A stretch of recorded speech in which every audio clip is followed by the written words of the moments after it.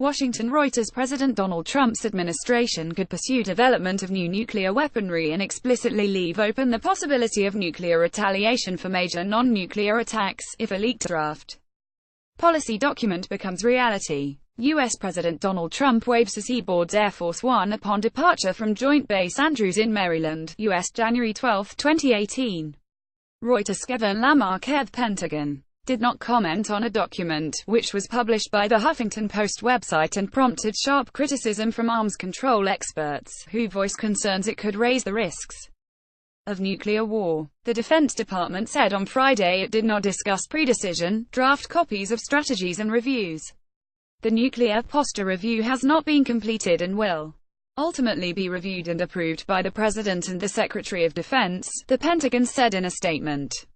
One source familiar with the document told Reuters the draft was authentic, but did not say whether it was the same version that will be presented to Trump for approval.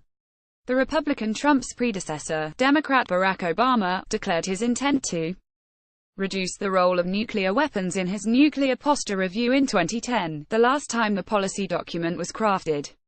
The Trump administration's draft document said, however, that Obama-era assumptions of a world where nuclear weapons were less relevant proved incorrect.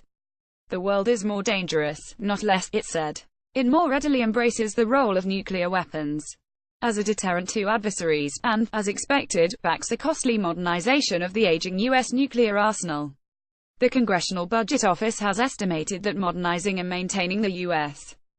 nuclear arsenal over the next 30 years will cost more than $1.2 trillion. The document sought to put those costs in perspective, noting that maintenance of the existing stockpile would account for nearly half the projected costs.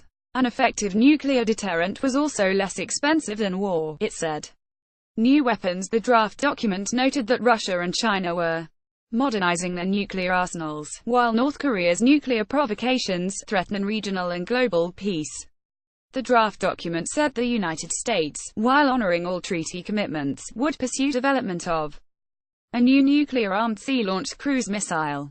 It would also modify a small number of existing submarine-launched ballistic missile, or SLBM, warheads to provide a nuclear option with a lower payload.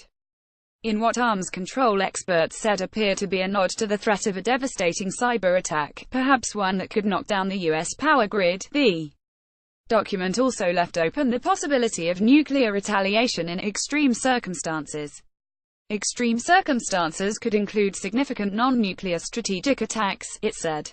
Kingston Reef, director for disarmament research at the Arms Control Association advocacy group, said the draft document was a departure from long-standing U.S. policy.